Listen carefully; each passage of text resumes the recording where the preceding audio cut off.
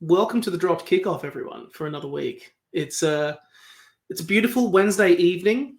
I am joined once again by Nathan Williamson, who has been moving house and doing all sorts of stuff, and he's about to get ready for a flight down to Melbourne. Nathan, how are we pulling up? Oh, pretty good. My Super Rugby team might not be winning, but my fantasy team is, so it's great. Oh, God. Shut up. Always. He little bastard. I can't believe, I feel like I can actually claim like the Waratah argument of I had a tough draw that I had to play you 3 times in one season. Absolutely disgusting. The other gentleman who is joining us is the one, the only Nick Hartman. Nick, why'd you call yourself Little Nick, man? You know that's not true. Thank you. A bit homoerotic and a bit supplicant, but I'll take it. I've heard a rumor today, or a rumor that we talked about it just before we started recording. Not only did you injure your foot today, this year, but your dad has as well. What's going on with your family, and why? why is everyone injuring their feet? Well, I broke my foot, and he's broken his foot. But yeah, it's crazy. Don't break your foot; it sucks. I was gonna say, do you guys both use the Waratahs S&T? Is it like the same thing as the front row? Yeah. I feel like there's a good question. We were talking about rants beforehand. I don't know anything about muscles or ligaments or whatever, but there's got to be a rant there. You can't have all the same size dudes, all the front rowers, all out, and it not having to do something with training. Maybe not SC&T, but a lot of it is soft tissue injury, which again leads to the theory of how hard are these guys working, and like some of it, you keep pushing people too hard during games. Like you have props playing 67 minutes. Yeah, it's going to happen, but all 11, like 16 players all up, and all of the front rowers, you have to pull in blokes from 10,000 kilometers away to come and play. It's ridiculous. Like, no offense to the guys that are named. It is the most average front row I've seen in a Super Rugby team for a while. It is savage. But it's nothing against it. It's just how bad the injury list is. Like they're down to their 4th or 5th choices in some positions. Like that's something. I'm not trying to be mean. I think Lewis Panini, Jay, both being really good this year for the situation they find them. It is not. It is fact that they were also the 4th or 5th choices in their positions. It's just the nature of the game. But like, do we have? It's one of those things. Do we just have a problem in Australian rugby with this sort of stuff? Like 2 years ago, we had Achilles issues. Like 2 years ago, or even last year, we've had like. Remember when Checker was like flogging people up the stairs, and we ended up with like 5 or 6 injuries out of a training camp? Like, yeah. It's always a new coach comes in, they go they're unfit, and they flog them. Yeah, it's flogging the boys. That's what it is. It's or either that, or also the situation is compounded by the fact that all the players they've also brought in have come from, a competition. With all due respect to the Shoot Shield, it's just not at the same level as Super Rugby is now. Don't you badmouth the Shoot Shield. Don't you badmouth the Shoot Shield. Yeah, I know. We're not allowed to do that. All hail Randwick. All hail frickin' Sydney University. Blah blah blah blah blah. All hail the big massive shield. Who else? Who else do I need to? I just flat out say it. The Shoot Shield's not close to the level of Super Rugby. If anything, Nick, it's time for you to get in your NRC high horse about. Oh, mate, getting a third tier in. It's incredibly revealing. It's incredibly revealing that these guys are so far off the pace. Give me a sniff and I will take it to talk NRC. In line with that, let's move on to our fun question of the week, which, funnily enough, neither of these gentlemen actually have any idea what it is, but I'm deciding to just drop it on them anyway off the back of this chat. I actually think it is hilarious that Waratah Pone Farm, Rebel Pone Farmasili has had to go on such a short loan contract, which actually, in all honesty, is a really good idea, and we should do it a lot more. And even though shit's gone south with Taniela Tupou getting concussed, meaning he has to literally head straight back to Melbourne after this. But here's a fun question to kick us off. Who would be a player that you would bring over to save the Waratahs front row? from anywhere in the world, who is the player that you would bring over? And it can be an actual answer to help them out, or a shitty answer for shits and giggles. That is my question. Who would you bring over to save the Waratahs? Nathan or Nick, whoever? Well, Nick, Tolly yeah, Lado. Yeah. Tolu Lado. I mean, so okay, no. I mean, like that's the obvious answer. Of course, we'd all get Tolu if we could. But I mean, he's a hooker as well. Like, you need like props. Actually, no. I tell a lie. All the hookers are injured as well. He's also an inspiration. He is an inspiration. He can heal people as well. Yeah. That's what he's just got that power. But did they have these injuries when Tolly was here? No. Yeah. No, he's a faith healer. No, they were just shit.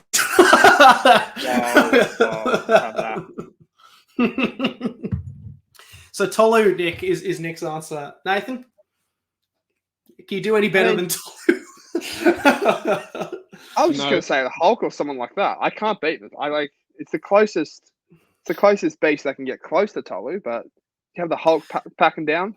Nah, I wouldn't have the Hulk, man. His discipline issues are really shit. Like, honest to God, just like. Also, he gets like forward too much. Like, he always is called back for offside. It's shit. Like he just got that anger to him. That's all you need. Just make him. I mean, he's got the mongrel, but like it's kind of. He's got the dog, but I want like controlled dog, like how Lockie Swinton is now, like actually taking all that aggression and putting it into the game properly. Like that's what I want. If the Hulk was a modern day phenomena, they'd just say he's got that dog in him and medicate him. Got that dog. I was gonna say that or one of those sumo wrestlers. Can we just get a sumo wrestler just so they can fill the entire front row? I don't need mobility. Just let him just chill on the sidelines. Nice. Yeah, I like it. Bring him in the scrum. I would bring Joe Marler just for shits and giggles. Even though he's, you wouldn't necessarily have him in terms of the Wallabies. I would just have him in just because he's a menace and I think. Oh yeah, have you ever seen him in a press conference? Like I remember him so getting sarcastic. Substituted after 30 minutes in the 2019 World Cup. Yeah, the boy was not happy. Because Scott CEO was bossing him. I remember that. One of those ones. But do you remember that? I think sort of, yeah. 2019, 2015. Sorry. 2015. Yeah, that sounds right. Like I feel like 2019. We're in the final in 2015. Yeah, but when we knocked out England. Yeah, but didn't he also get subbed early in the 2019 final? No, I was thinking when he played Australia. I think that's happened multiple times in 2019. One of those ones.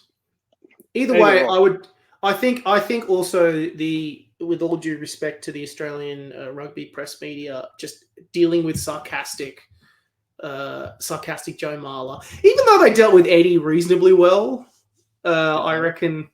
I don't know, Nathan. You're the best measurer of that. The worst press conference ever. Yeah, I will not comment. as someone who is immortalized in a documentary about and getting roasted by Eddie. Yeah, I know. You got roasted by Eddie. 1-0. Officially confirmed. Look at the size of that man's dick. Thanks for that, Stan. Yeah, I know. Where's the royalty payments for getting Nathan in the doco? You're on 2 strikes, Nick. That's the second homoerotic comment of the night. So what happens if I go over 3? Sorry. What happens if I go over 3? Do you take over as host? Yeah, I do. Nice. All right. I'll aim to try and get there. As quickly as I can. So with that in mind, as always, we head over to Nathan's News Roundup. Of course, you all are very familiar. It's basically an opportunity for Nathan to wax lyrical about all of the results from the weekend and all of the chat and all of the news that we used to talk for God knows how long about, but then we get into the really interesting topics afterwards. So, Nathan, are you ready? I'm ready. I will ask for some audience participation. You'll know the moment. Again, when the great man gets mentioned, Timmy Ryan, I want the best, your best junkyard dog sort of thing. Yeah, I want that vibe. That guy barking on a current affair kind of vibe. Oh, that yeah. Vibe. That's the vibe. I'm running over. Say I've given you a cue. You're giving it away. Yeah, he's nailed it. You could tell that boy has watched that video way too many times. I watch it for his wife's reaction now. Oh, she's so good. I love that that's immortalized on the internet forever, and that whenever I'm sad, I can just go watch that. And that's all-time affiliated. It's up there with the Chinese man. Which one? Chinese meal, succulent Chinese meal. Oh yeah. I get you. Yeah. Sorry, I thought when you said Chinese meal, I thought you said Chinese man. I was like, Nathan, where are we going here? Chinese meal. Succulent Chinese meal. If we're talking about favorite YouTube moments, mine would have to be when Ali G's talking to Gore Vidal and gets him confused with Vidal Sassoon. And he starts asking him what his favorite first lady, his favorite haircut of a presidential first lady is. And Gore Vidal goes, "Oh, I'm not Vidal Sassoon. I'm Gore Vidal." Such a random moment. Well, these next few questions might be a bit confusing. Never change, Hartman. I was going to go with that UK breakfast clip where they've got the dude cooking pasta. It's like an Italian carbonara. It's like, if you add ham to it, like it's almost like an English carbonara. And he goes, "Oh yeah, if my grandmother had wheels, she'd be a bike."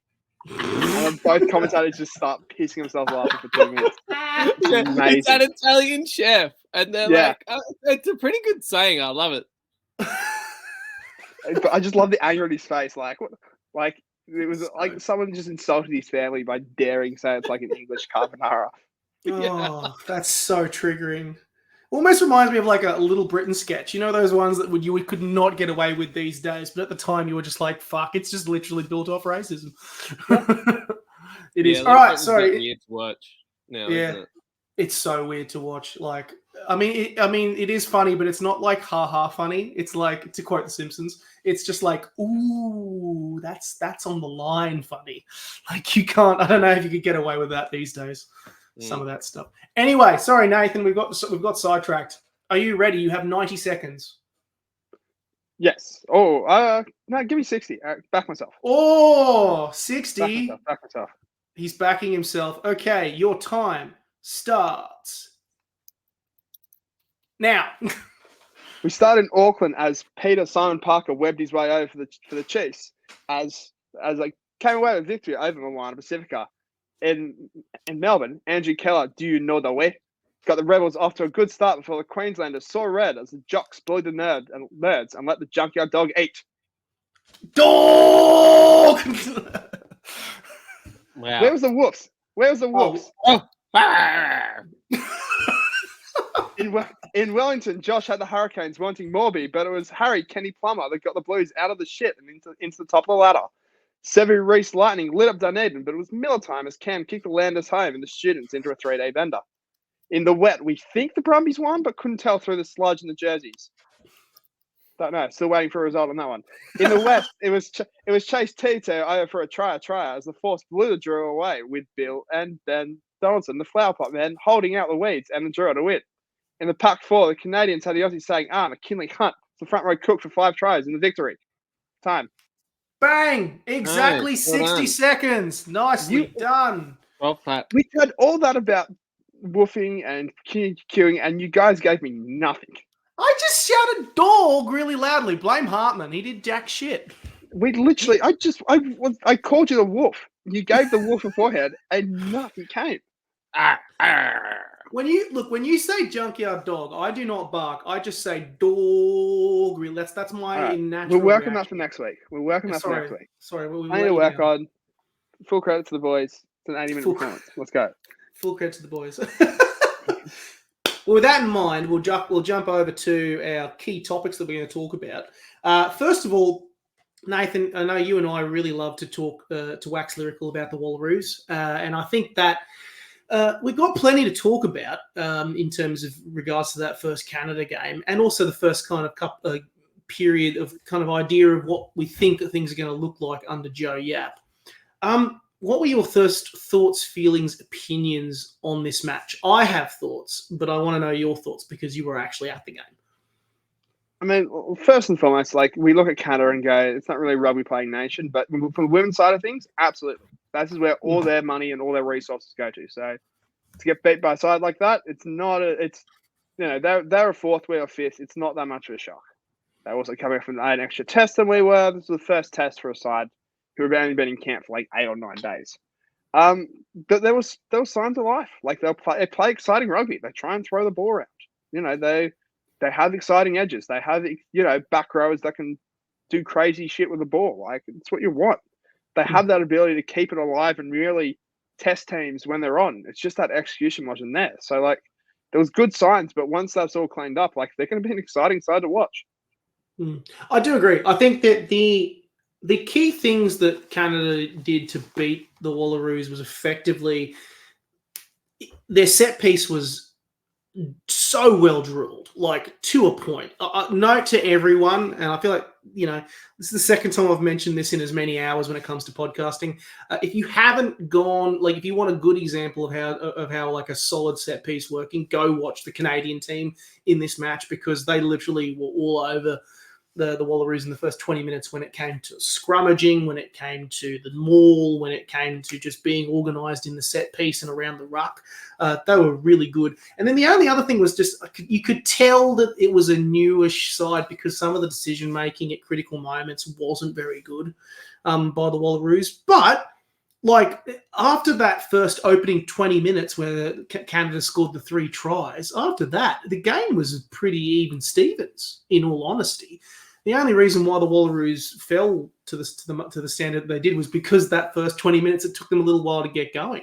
I thought the defense improved a lot. I thought, particularly when they spun the ball wide, they were really making a lot of inroads and asking questions of Canada's defense. There's signs. There are signs there.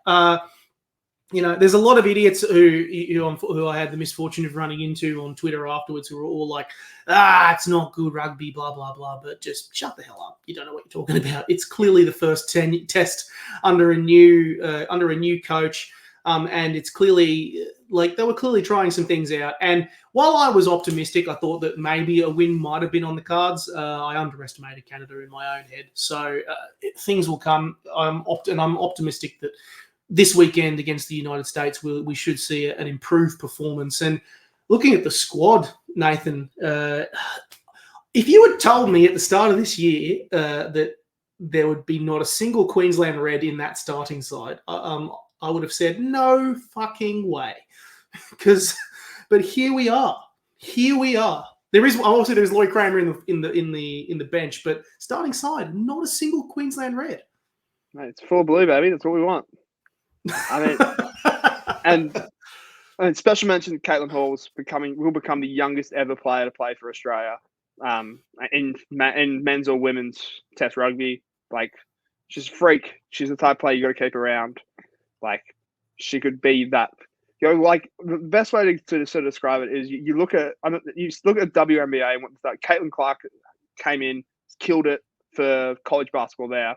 Got to a stage where everyone is all of a sudden paying attention to that league of just being on not at a similar level as NBA, but at a really high level as well, where, I think they sold more tickets to the first game than they did the entire of like last year's like season.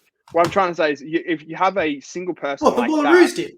The Wallaroos did. I don't know. Make a basketball reference. Sorry. I was like, I missed the basketball reference. The whole thing was Caitlin Clark just getting one player. If you have one player that you can just rally around and show, geez, how good are they at such a young age, you can get people engaged and involved in the sport and be like, okay, this is worth paying attention to. This is worth, throwing stuff in and treating it as it deserves to be treated. Caitlin has that ability, along with Salam Shawasu, if she chooses to stay in rugby union. So throwing her into deep end against USA, which the last time they played, they beat them 58-17 Australia. So they'll be favourites. They should be comfortable favourites. Yeah, this could be a star-turning performance where you go, oh my goodness, how she's 17, and just put the rocket on her back and say, all right, let's go. She impressed me really a lot in Super Rugby Women's. I'm also super happy to see Samantha Wood get the start. I really liked her. I think she's a really good talent coming out of the Western Force and the WA program. I also really thought she added a lot No slouch on Lane Morgan, but just seeing what Samantha did in terms of just getting a bit more go forward and being a bit more unpredictable around the set piece and opening up the likes of trying to get Kapani in there. Considering it was her first crack and debut cap, she did really, really well. There is a lot. I'm quite keen for this game on Friday down at Amy Park against the USA. Also, because if the Wallaroos win, the USA still has to face Canada. But you'd argue that Canada would be no. No, they already got beat by Canada. That was the game I was referencing before. Yeah. Disregard then. So in that case, if Australia beats the United States, they automatically finish. Well, the worst they can finish is third. And that would automatically mean that they qualify for World Rugby WXV 1.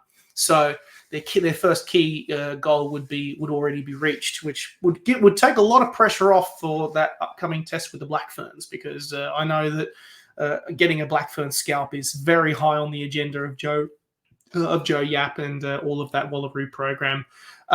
Should be a good match. I would tip the Wallaroos for this game, but I don't know. States have always, they've always managed to get a couple of wins over the Wallaroos, even though the programs are in very different places now than what they were back then. So, bit watching it closely. Yeah, I reckon they get them down by 20. On to our second key topic of the evening, and Mr. Hartman, I've noticed you've been a little bit quiet, so I'm going to throw to you. But before we started recording, we wanted to chat about a particular situation, and that is around the Western Force, and particularly how, if anyone has noticed, they've started this approach of signing a lot of boys, a lot of girls as well. Actually, there's a lot of players coming into the Western Force program, chasing that Twiggy Gold. And chasing, kind of examining all of that program. Interesting about their progression and growth, because the one particular one which we were talking about was Kurtley Beale and how much better he's looking. Yeah, so the Force has been an interesting one. Obviously, their fans kind of stand out from the rest of Australian rugby fans. For good reasons. They love their team, and they also had to go through the Force getting cut for a couple of years. But now, the Force, they've got a bit of a youth program. I guess Nathan could talk more towards that. I think they've got a couple of guys coming through, but no one has made such a huge impact, as big as an impact as Dane Hallett-Petty, who's been retired for a couple of years now. But yeah, it's just they've got an odd personality to them, but it's kind of working, which is sign everyone, as you said. So they've signed Darcy Swain for next year. They signed Nick White, Ben Donaldson for this year. They signed Kurtley Beale after he got cut from the Tars and went through his court case. They have, I still really can't think. They signed a couple of English guys last year after London Irish collapse. And Sam Spink was one of the big ones. And he's still playing for them. He's going back at the end of this season, but he's been a big one for them. Hamish Stewart, Bailey Kunzel. On the Australian front. I think there's also Kunzel he's a Perth lad, isn't he? No, he's like a shy boy. Oh, yeah, he's a shy boy. I'm thinking of Nick Juiced, I think. That's what I'm thinking of. Because he went to play for the Brumbies. Yeah. But they've also signed guys like Carlo Desano, who's a Force guy. Who's also a Perth boy. Boy. Then also like Jeremy Williams, who's actually turned out to be a really good player. Yeah. Walby's Bolter as well from the Tars. Is Pasatoa Tom Horton? Yeah, another one from UK via the Tars. Yeah, Pasatoa as well. He's originally from Perth. He went to St Joseph's in Queensland, but he was born and bred in Perth. Yeah. So what are your thoughts exactly about how they're doing? What are your thoughts? They've just done the signing spree, and you hear a lot. I guess in the circles I habitate in, which is Twitter. about Ben Darwin's cohesion idea, and it is an idea, and it does make sense. And he is running a business, so he's not going to unveil the whole philosophical theory. It's not like he's written a book about it. But everyone goes, "Oh, cohesion, like it's a new silver bullet, golden standard." But they've just cobbled this team together, and they've got Simon Cron as well, who was, I guess, burned by the Waratahs. I think it might be fair to say. Back in the Daryl, whatever his name, the Gibson, Daryl Gibson years, went to Japan to be underneath Steve Hansen, and now has come back to the Force, and they haven't really done anything. And for most weeks this season, haven't looked like the same old Force. Really did nothing. Maybe won 1 or 2 games. Tried hard, didn't get anywhere.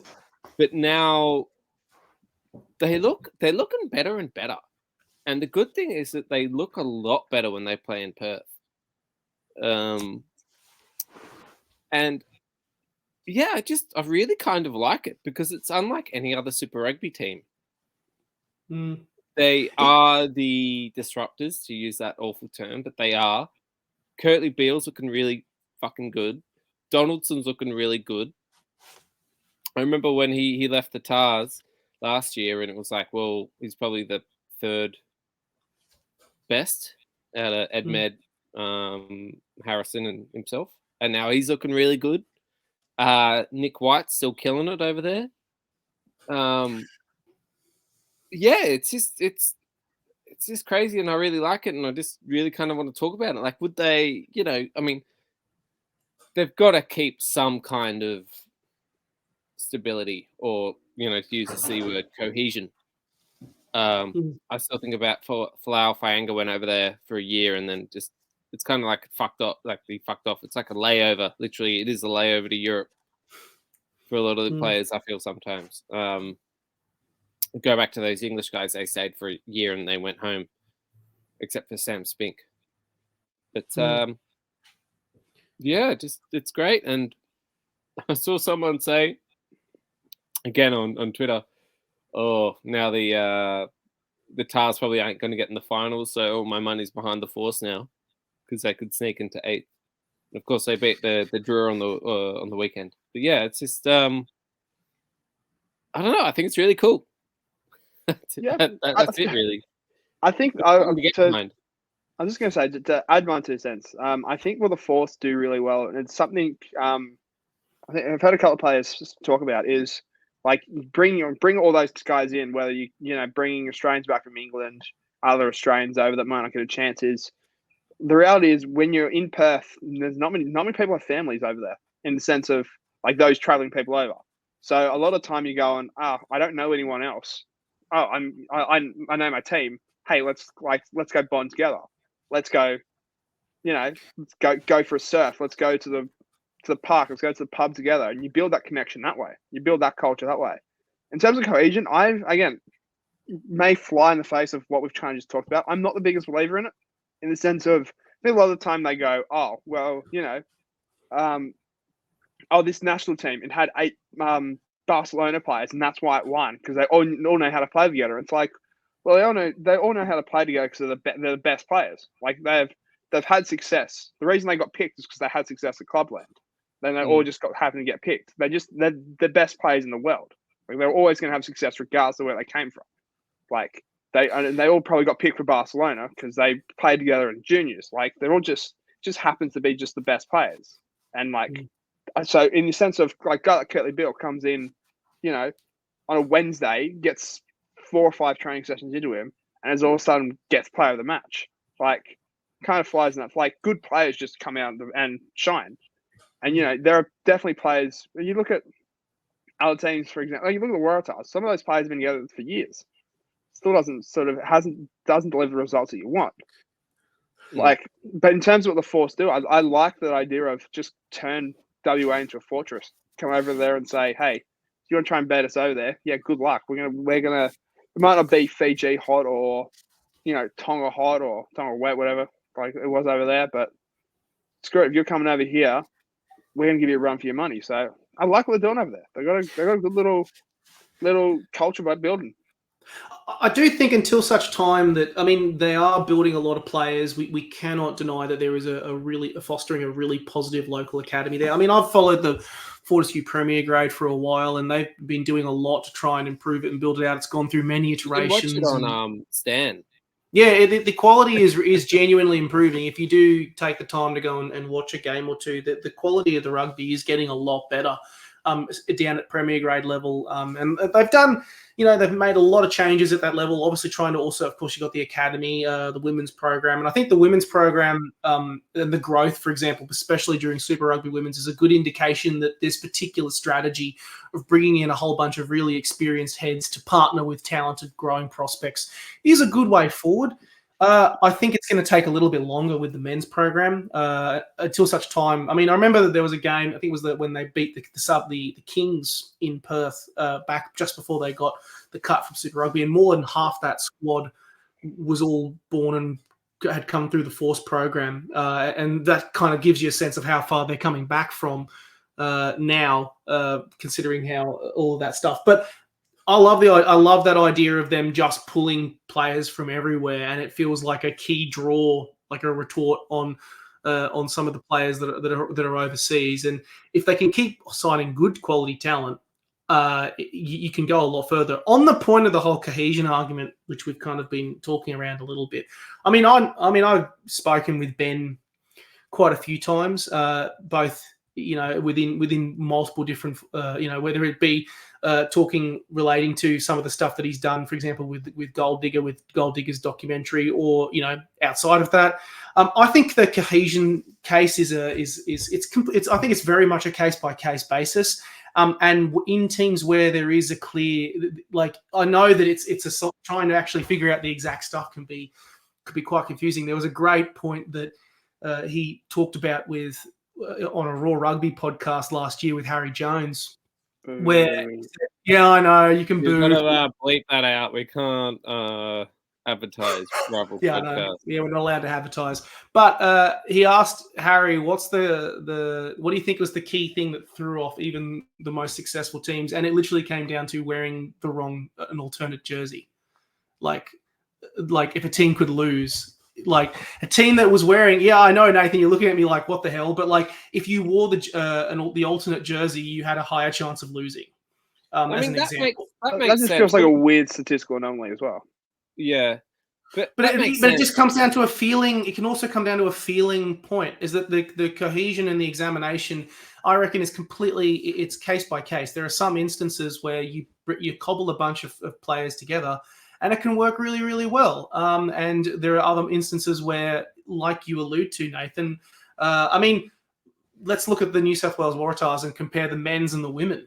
Looking at some of the data that Gainline Analytics did, I think the New South Wales Waratahs women's side was the best performing side cohesively in Australia rugby-wise last year. They have 12 Wallaroos. No shit, that's the best performing side. Yeah, but that's what I'm saying. That probably plays into it. I think there is elements of argument to the cohesion thing, but it is completely team by team, case by case basis. Whereas if you look at the New South Wales Waratahs men's side, even though a lot of those guys have played together, the question is how much have they actually won together? How much of it, the whole bunch of other stuff also comes into it, which I think also contributes to them not performing well. Winning together into it. It's how much they play together. But positive. No, I'm talking positive experiences together. Positive experiences together. Like I don't think that's part of the cohesion argument. I think it definitely is. The argument is: do you know each other and how you play? But if you've known each other for 4 or 5 years, and that leads to winning. Knowing each other for 4 or 5 years is all cool. You can know someone for 4 or 5 years, but if you played in the same team and you've lost consecutively for 4 or 5 years, what sort of experience does that give you? My perspective is cohesion. Cohesion is great. Yeah, cohesion does have an effect, yes, but a lot of people put it over actual talent. And what the Force have shown is you can put all these talented guys together in a system, and it works. Rather than just some people that just say the Rebels have gone in and basically made West Bulldogs their A side, and yes, you look at the Rebels and go, oh, they're playing well right now, but how many of those guys actually played in that system? It's not many. It's all it's because they brought in Taniela Tupou, Salakai Loto, Who else they brought in this year? Filippo Dungunu. They've brought in all those guys that have brought that talent has proven the difference.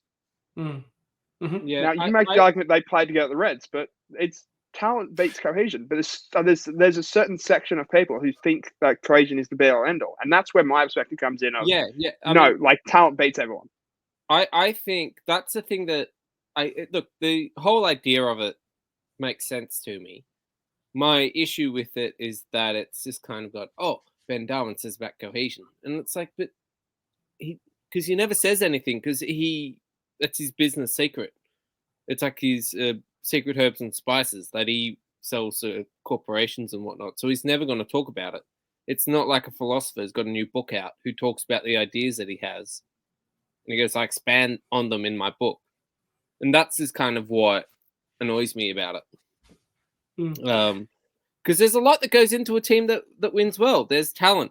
There's, do you get along with each other? And I'm sure this is a huge factor. When New Zealand play Australia, they're way more determined to beat us than we are them. In the same way that Queensland's way more determined to beat New South Wales. Anyway, that all just kind of annoys me about that. Willie Hartman being annoyed by shit in the rugby circle. That doesn't sound like our podcast at all.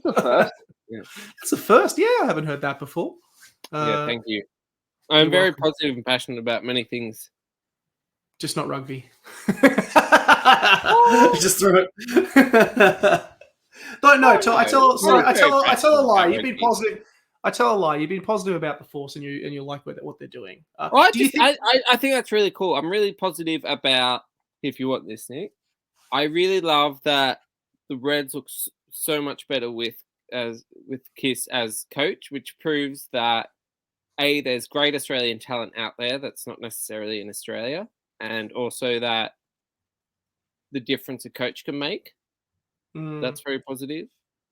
I'm still very positive about the Waratahs, despite everything. They still have heart or something in them. The handling skills against the Brumbies, both teams, very good. Did it feel weird like that game literally got good the moment the rain showed up? I thought it was really cool. I thought it was really fun. It should be that way all the time. And they got used to it really quickly. I remember there was one ball on the ground and Joey Walton just dove on the ground from about 5 meters out and slid onto the ball. That's game smart. That must be Joe Schmidt. Joe Schmidt took him to Sydney Olympic Water Park or something. Yeah, it's in the name. It's the Magic Joes. we have male Joe, female Joe, Samoa Joe, President Joe, and Waratah Joe. Oh my God! You're not. Yeah, holy shit. I think that's Red Joe as well. Joe Burrell got named. Do we know any more Joes in Magic Joes? Who knows? Here's a feel. Well, we wanted to finish off this pod as well by actually talking Fields predictions. Can we talk about Rebels for a second? We can. Oh yeah, we can. I was thinking we were going to mention them by name at least. We could sandwich them into this section. I was thinking, Nick, because I wanted to ask you: do you think that the Force will make finals? And off the back of that, also, what do you think about the Rebels, particularly where they are? Oh, do the Force make finals? Nathan, what are their last 3 games? They've got So this weekend, Waratahs.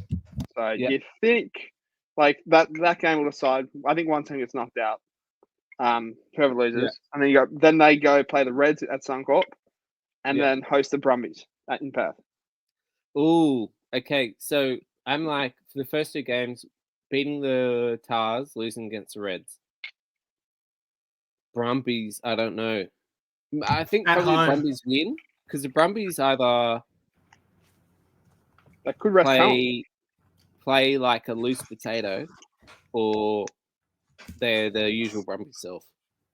So, I mean, they lost this fixture last year. Brumbies lost in Perth. I don't know. And who are the Tars playing? I mean, the Rebels. Rebels have got a horror run home. It's filth. They got the Chiefs.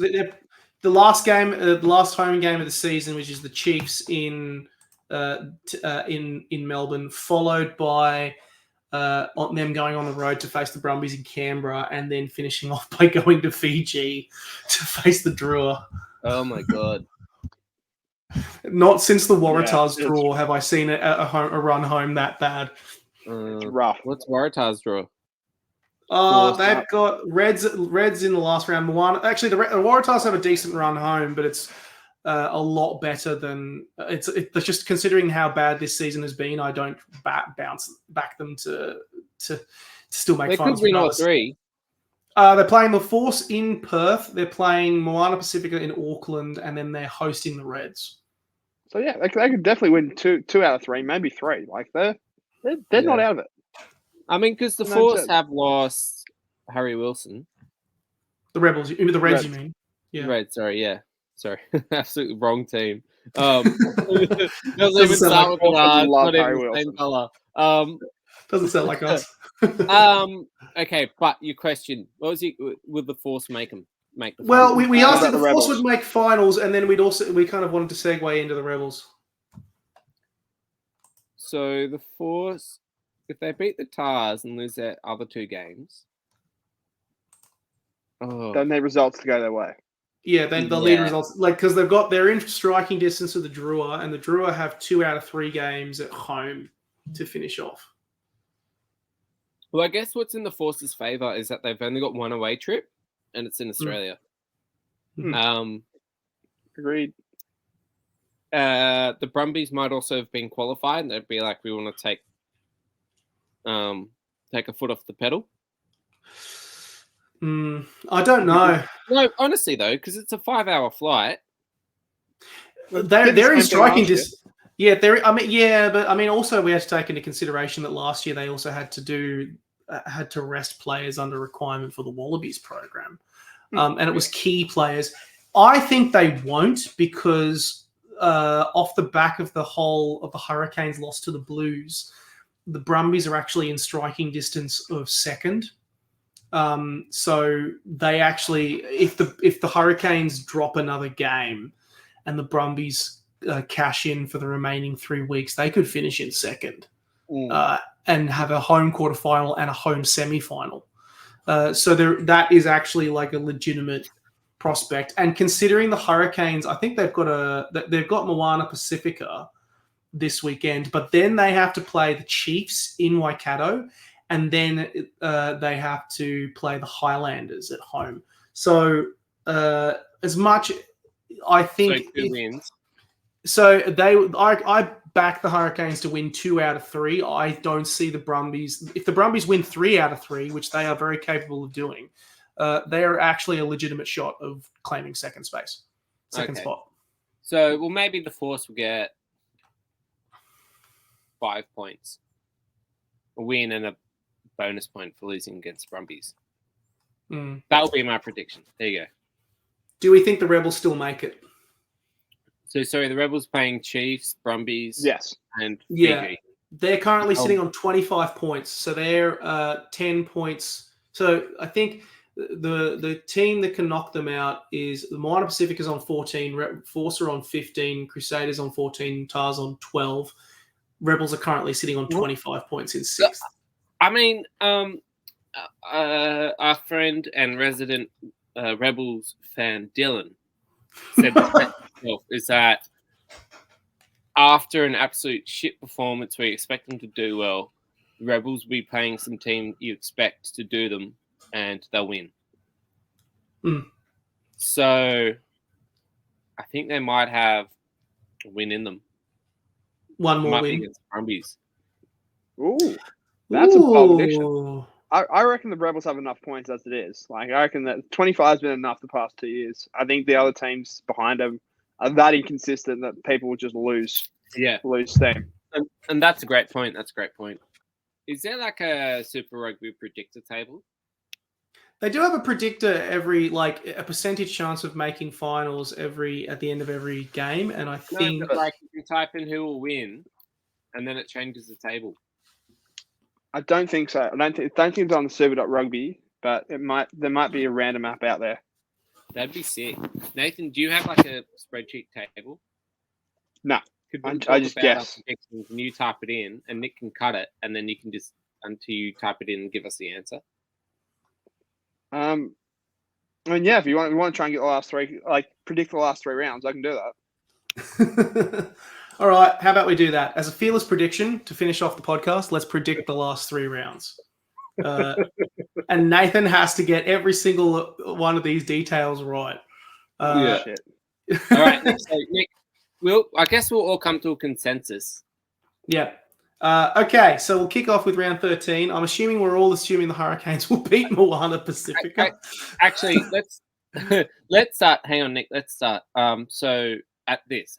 So you get 4 points to win. The max points you can get is 15. Yes.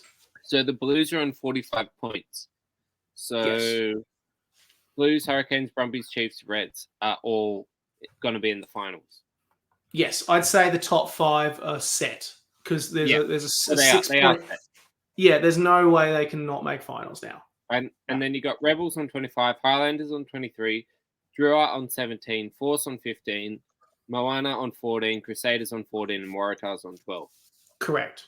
So, by the way, quick quiz for you, Nick. Oh no. The Waratahs points difference is 92. Mm-hmm. If you ranked teams by points difference, where would the Waratahs come? So we're assuming like from best to worst points difference. Yeah. So best points difference are the Blues on 209. Fair enough. To be 100% honest, like I'd assume someone like Moana Pacifica or the Force, because they've been smacked so many times, would be at the bottom.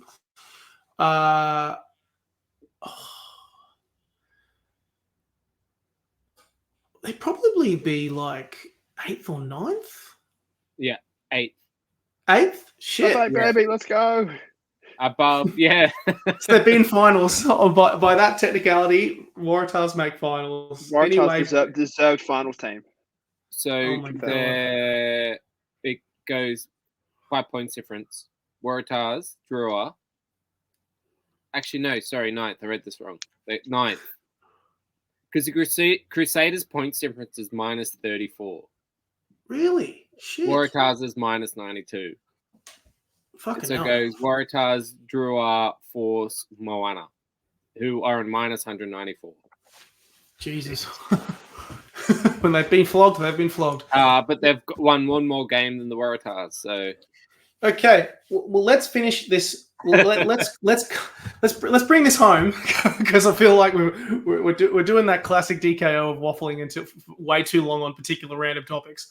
Ask this question. I will say for the round, we'll do the last 3 rounds on those particular fixtures where we think of those kind of the chasing pack, and we come to a quick consensus, yes or no, on who we think is going to win or not. Yeah. Okay. Rebels are playing the Chiefs. I say Chiefs win that game. Yep. I agree. I say Chiefs, but Rebels get a bonus point. Okay. Really? Yeah, I agree with that. Yeah, I agree with Nathan. Okay. So 4-1. Drua play the Reds. I say, based on home field advantage, Drua win. In Fiji. Yeah. So I say Drua win. No, I reckon Reds. I'm backing Reds as well, but Drew will get a bonus point. Yeah, I agree with that.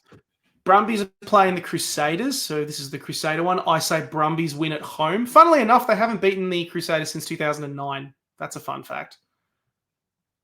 Wow. Give me Brumbies. Don't get a bonus. Neither team get bonus point. Mm-hmm. Agreed. Blues are playing the Highlanders. I say Blues win that by a considerable margin. Point. Yep, agreed. Force play the Waratahs. I say the Force win because the front pack of the Waratahs has been so depleted. Yeah, I hate to agree with you. Yeah, give me Force. Force neither team with a bonus point. Yep. Now we're into round 14. We'll ignore Chiefs Hurricanes because they're already guaranteed. Brumbies will play the Rebels. I say in Canberra, I say Brumbies win. Actually, give a prediction for Canes Chiefs because that can change top 2 as well. Top four. Yes, absolutely. I say Canes then. Canes to win because even though D-Mac's playing I really would well, I would say Chiefs. I'll back Canes, but I'll give the Chiefs a bonus point. Okay. Okay, so then. Moana Pacifica play the Waratahs in Auckland. Tars win. No bonus point. Oh, okay. I mean, they lost that fixture in Sydney last year, but okay. Crusaders will play the Blues. Blues are going to win, even though it's in Christchurch. I think. Yep. Reds will play the Force in Brisbane. I think the Crusaders a bonus point. Sorry. Okay. Yeah. Yeah, I'll back that. Reds will play the Force in Brisbane. Reds win. Yeah. Reds win, but I don't say the Force getting a bonus point. No. Yeah. I agree. Highlanders lastly in playing the Drua in Dunedin. I say Highlanders win because of the Drua's appalling on the field record. On the road. I reckon the Drua could beat the Highlanders. Completely and utterly disagree. I'm gonna give it the Highlanders. They play well at home. Yeah. Did you have Rebels Brumbies? What do we have there? I was going to say Brumbies. In terms of points, for the Brumbies, 1 to the Rebels. Okay, I agree. A losing bonus point. Okay. Yeah. Final round. So Nathan, you've got all of this so far. Yep. Crusaders are playing Moana Pacifica in Christchurch. Crusaders win. Yeah, I reckon they get a bonus point as well. Yep. Waratahs play the Reds in Sydney. I say Reds win. Yeah. Yeah, Reds. But Waratahs get a bonus point. Yeah. Waratahs get a bonus point? Okay. They keep it close always. Drua play the Rebels in Fiji, but especially because it's Lautoka and the Fiji are just fucking good in Lautoka, Drua win. Yeah. I said Drua win, no bonus point for the Rebels. Yeah. Hurricanes play the Highlanders in Wellington. Canes win. Yeah. Bonus point or not? Wait, who are the Hurricanes playing? Highlanders. Oh, yeah. Blues play the Chiefs. Really good game. That's a good one at Eden Park. I say the Blues win. That'd be a great game. Are we giving the Chiefs a bonus point? No. No. All right. No. Back that. And then Chiefs, yes. You think the Chiefs are going to get one? Ooh. Chiefs getting a bonus point. You think Chiefs getting a bonus point? Yeah. Okay. And then last of all, Western Force playing the Brumbies in Perth. I say the Brumbies win. And that's not just my bias. But I do think the Force get a losing bonus point. Or two. I reckon, as we said before, I reckon this game depends on where the Brumbies are at. So far, Nathan, what have we got in the table? So was that a bonus point for the Brumbies? For the either side, no. I say the Brumbies don't win with a bonus point. I say the Force pick up a losing bonus point or a try bonus point. Or either or, they get bonus points. The Force scoring 4 more tries than the Brumbies. If it finishes that way, it'd be Blues top 58 points, Canes 57, Brumbies in third with 50, so they'd drop the Chiefs. It'd be in 45. Reds fifth with 43. So keeping the same as it is. Yep. Yeah, Rebels and Highlanders both on 27. So whoever's drawing against will be good, and then Drua then get the eighth spot with Force and Crusaders tied on 20, Waratahs 17, Moana 14. Okay, so in that case, I reckon the Force will beat the Brumbies. So you say the Force will get through then? Well, I just think the Brumbies go. What do we lose? Yes, you're then playing other than essentially. If the Brumbies, if you want to know what they lose, they would lose playing against the.